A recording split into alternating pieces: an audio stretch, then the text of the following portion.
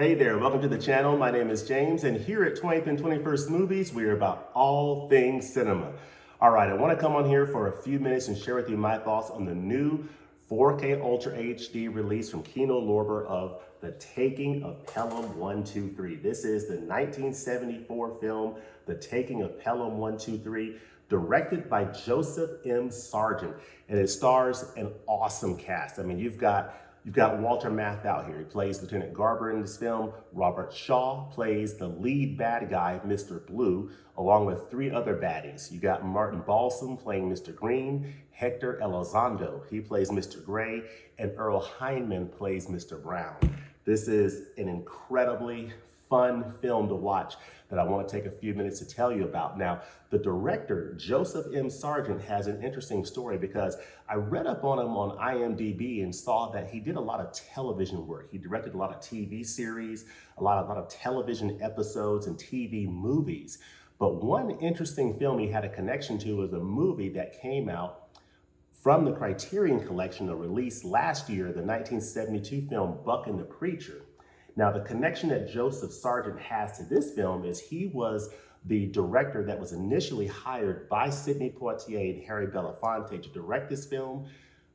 You know, things creatively didn't quite work out. Sidney Poitier took over the directing responsibilities, and this film became his directorial debut. But Joseph Sargent was initially brought on to direct this film, Buck and the Preacher. It comes in at spine number 1140 from the Criterion Collection, and this is an excellent release. Have a review on the channel from last year, check it out. But Joseph Sargent did direct a couple years later this film, The Taking of Pelham 123, and it is a very fascinating film. This film is set in New York City in the early 1970s, and it involves four gentlemen, four armed men take over a rail car, a part of a train, a rail car, and they hold 17 people for hostage, and they basically say, look, City of New York, pay us $1 million or we're gonna start killing off these hostages one by one for every minute that you delay getting us our cash.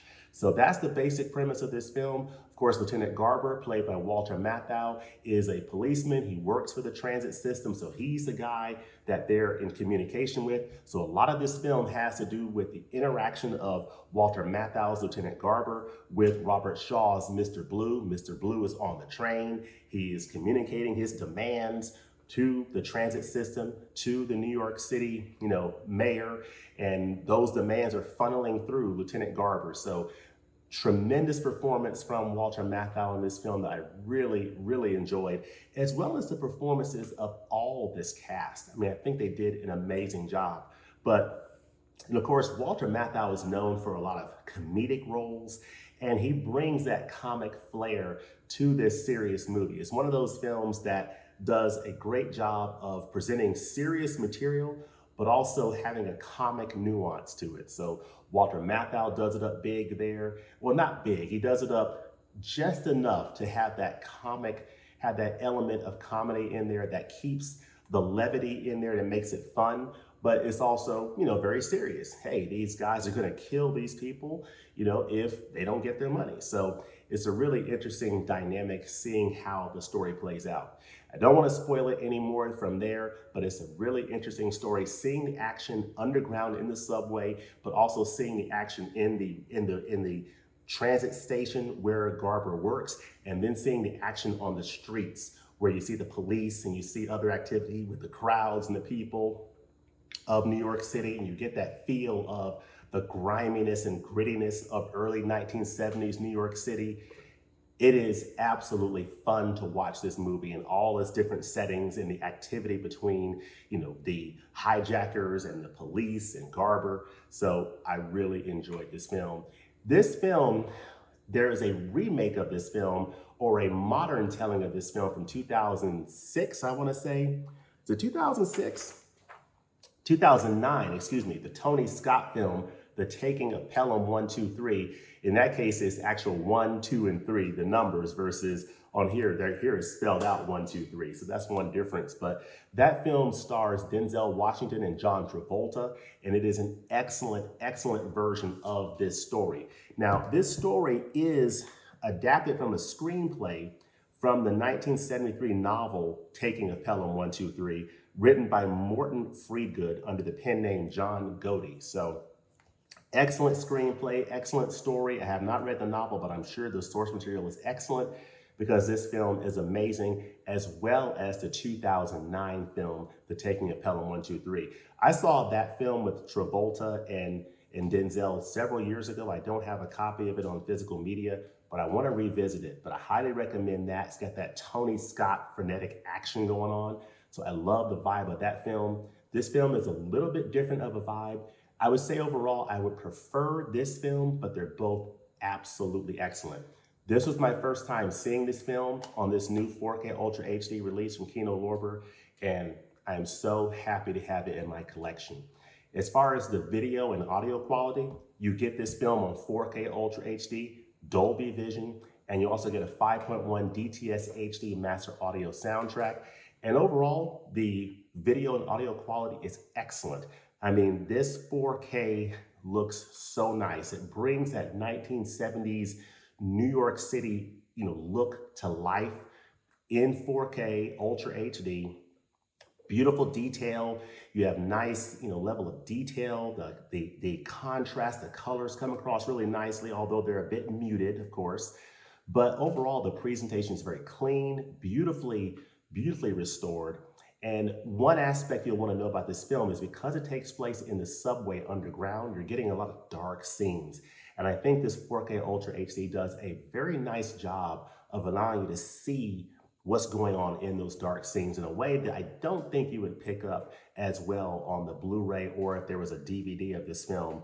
I would imagine this has to be the best that this film has ever looked, especially considering those darker scenes in the subway, where there's a lot of, they're underground in the subway, the lights go off at certain times, they're in the tunnels, they're in, going through subway tunnels, so it's hard to see certain things. But on this 4K Ultra HD, it looks very, very nice. So it has a very clean, organic image. The restoration work has yielded a very nice looking picture. And I have to say, I'm very happy with it. I love movies that give me a time capsule or a glimpse of the 1970s in New York City and the 1970s in general, but especially the 1970s in New York. And this picture here is an excellent time capsule for that. So looks great on 4K Ultra HD. The sound also sounds very nice. Everything in this soundscape comes across very well. Of course, this is a dialogue heavy film with some other, audio activity on the streets of New York, but the sound is fantastic to go along with an excellent 4K Ultra HD image. Now, in terms of the supplements, you get some really nice supplements on here. You get 2 commentaries. Of course, one of the commentaries features some film historians, Steve Mitchell and Nathaniel Thompson. So that's nice. You also get another audio commentary by an actor filmmaker, Pat Healy, and film programmer historian, Jim Healy. So very nice there. There's a really nice making of feature on here called The Making of Pelham 123. It's a vintage featurette.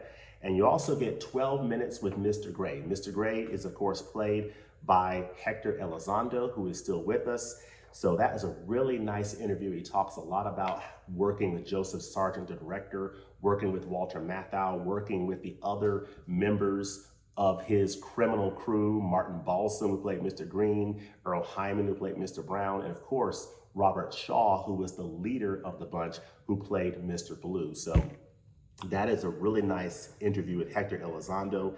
You also get a really nice interview with the editor, who is Gerald Greenberg, who co-edited this film. He talks about his experiences working with the director, Joseph Sargent, and his involvement in the editing process. And just, working on this film, the way it was shot by the cinematographer,